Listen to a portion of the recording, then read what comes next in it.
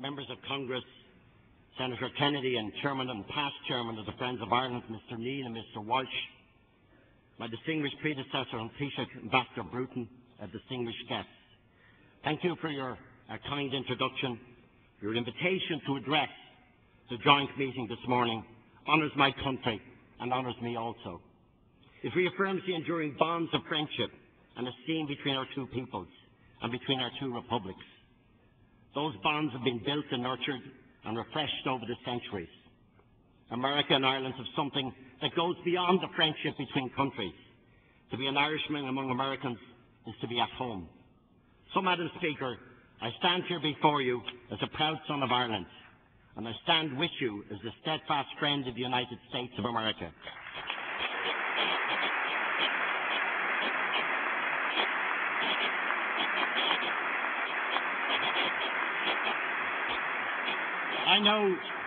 I know, Madam Speaker, like so many others assembled here, you share many links with Ireland and with County Wicklow in particular.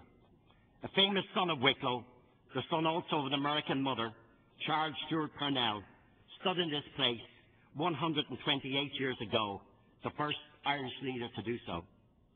Parnell turned to the United States, as many Irish leaders since, as we strove to emulate the achievement of America, to vindicate the principles that inspired your founding fathers, the principles of liberty, equality and of justice.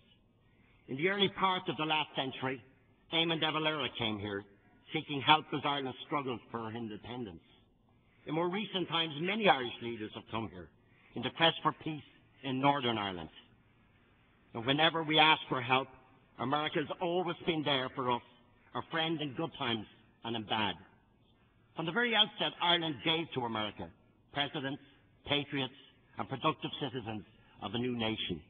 Beginning with the Irish Scots in the 17th and 18th century, they came from all corners of our island and from all creeds. The Irish helped to build America. The very bricks and stones in this unique building were quarried and carried by the hands of Irish immigrant labourers. A sculptor of Scots-Irish descent, Thomas Crawford, created the Finger of Freedom, the statue later raised to the top of this famous dome here in Capitol Hill, and reminds us all of the shared values of democracy and freedom which inspired both our journeys towards independence.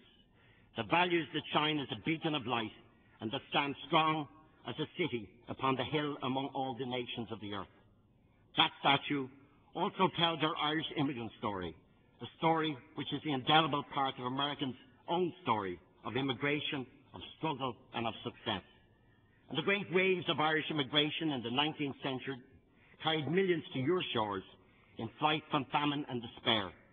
They carried little with them as they arrived on these shores, except a determination to work hard and to succeed. In the words of the poet Evan Boland, that eloquent voice of America and Ireland, they had their hardships parcelled in them, patience, fortitude, long-suffering in the bruise-coloured dusk of the New World, and all of the old songs, and nothing to lose. To them and the legions of others who came before and after, America was more than a destination, it was a destiny. We see the same spirit in the new Irish at home today. The many people from beyond our shores who are now making new lives in Ireland. They too had the courage to come to a foreign place, to find a way and to provide for themselves, for their children, and in many cases, for their families far away. The new Ireland, only a place so many left, is now a place that so many come. These newcomers to our society have enriched the texture of our land and of our lives. We are working, as you are, to welcome those who contribute to our society as they lift up their own lives, while we also address the inevitable implications for our society, our culture, our community, and our way of life. So we are profoundly aware of those challenges as we ask you to consider the case of our undocumented Irish immigrant community in the United States today.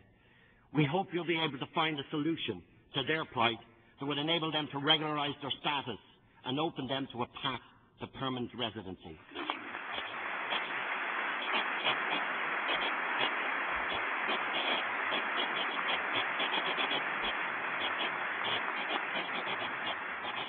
There is, of course, a wider issue for Congress to address, and it's your definitive right to address it in line with the interests of the American people. I welcome the wise words of your President when he addressed you in the State of the Union earlier this year and said he hoped to find a sensible and humane way to deal with people here illegally, to resolve a complicated issue in a way that upholds both Americans' laws and our highest ideals.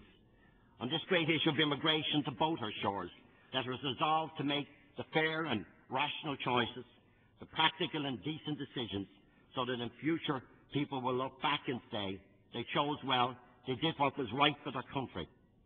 Madam Speaker, for millions across the globe, the great symbol of the freedom and the welcome of America is the Statue of Liberty and the New York City skyline. The promise inscribed there says so much about this country. Give me your tired, your poor, your huddled masses, yearning to breathe free, the wretched refuse of your teeming shore. Send these the homeless tempest tossed to me. I lift my lamp beside the golden door. Annie Moore was one of those who heard that promise. She was a young Irish girl, aged only 15, from County Cork. She was the first immigrant to pass through the Ellis Island immigration station when it was officially opened in 1892. She came here with her brothers to make a new life in America. Her story is among one of millions.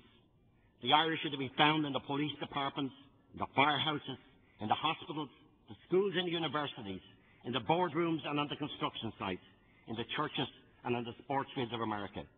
Their contribution is seen in much of the great literature, film, art and music that America has given to the world. Each of them is a green strand woven into an American dream. In all of America, there is Irish America. My friends, on September the 11th, 2001, some of the most terrible, evil events in world history occurred. Close to Ellis Island, near this very building, and the skies and fields of Pennsylvania, in a day that is etched in the memory of all humanity. On that day, Father Michael Judge, the chaplain of the New York Fire Department and the son of Irish immigrants from County Leitrim, rushed to the World Trade Center to help those who were in danger and to administer to the injured and the dying. Along with so many others innocent people, Father Mike died inside the Twin Towers that day. He was officially designated victim number 1. Of course, he was no more important than any other victim. He was just a simple man of faith, of courage, trying to help others. In recognition of the bravery of all who died on that terrible day, I'm deeply honoured to be joined here today by some of Father Mike's comrades from the New York Fire Department and New York Police Department. Officer Stephen MacDonald,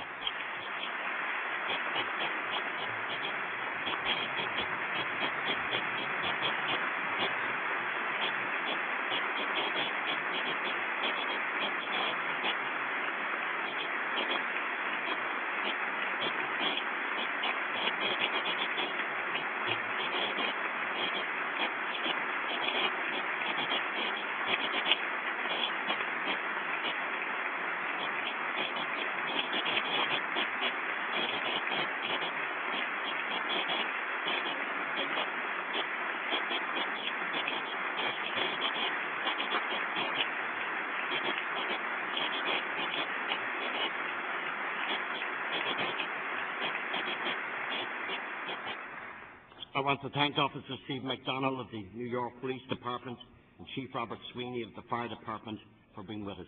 I honour them and all of their fallen comrades, those who fell on that day and all who have fallen during their duty to serve the people. It was a national day of mourning in Ireland, and after 9/11, every city, town and village fell silent to remembrance of the dead. The names of the casualty list of the terrorist attack included Boyle, Crotty, Collins, Murphy, McSweeney and O'Neill. Our names, the names of our families and our friends, and the names of our nation. There are many other names too from many other nations. Those attacks were an attack on the free nations of the world and on humanity itself. And no words of mine then or now adequately address such an immense tragedy. But I would not come to this place today without pausing to reflect and to remember and honour those who died on that day. Our hearts and prayers remain with their families. Our yesterday, go raibh nanam dílis go léir. Madam Speaker, the relationship between Ireland and the United States continues to grow from strength to strength. It proceeds from all that has gone before, but it also thrives on the changes and new challenges which we must face together.